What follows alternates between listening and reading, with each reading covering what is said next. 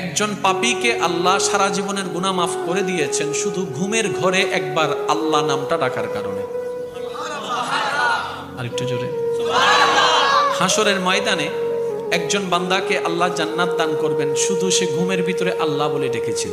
তো ফেরেশতা জিজ্ঞেস করবে, ইয়া রাব্বে করিম, সে তো যে আমলটার কারণে তুমি তাকে জান্নাত দিচ্ছ, এত গুনার উপর ভারী করে যে নেক আমলটাকে বানিয়েছো তুমি, আল্লাহ সেই আমলটা হচ্ছে তোমার নাম ডেকেছে, আর তোমার নামটা তো সে স্ব ইচ্ছায় ডাকেনি, ঘুমের মধ্যে ডেকেছে, ঘুমের মধ্যে ডেকেছে, ঘুমের ঘরে ডেকেছে। রব বলে, যেভাবেই ডাকো নাম তো আমারটাই ডেকেছে,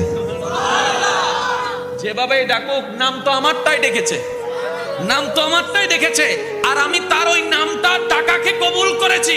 ও ফেরেশতা, এক পাল্লায় সেই নামটার ওজন রাখো, আরেক পাল্লা তার সারা জীবনের গুনাহকে রাখো। সেই দিন হাসরের ময়দানে ওই একটা নাম ডাকাটাই ভারী হয়ে যাবে। সুবহানাল্লাহ।